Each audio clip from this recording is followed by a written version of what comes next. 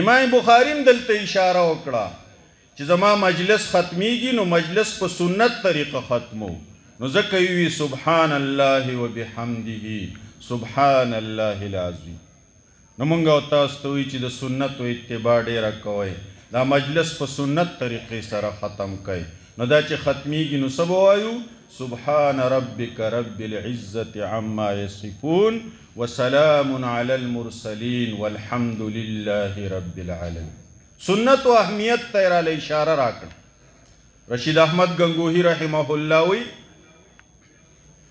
چې زر کرامت راله خدای راکی، په زرګاو کرامتونه خدای راکی، مسلم په اوالوزی نو 1000 کرامتونه یو خواته کا، د دې ما سره قدر نشتا دومره څومره قدر چې ما سره د دې دی چې یو استنجا قدر لا په سنت طریقه وکم، د دې قدر را سره زیات. سنت و اتباع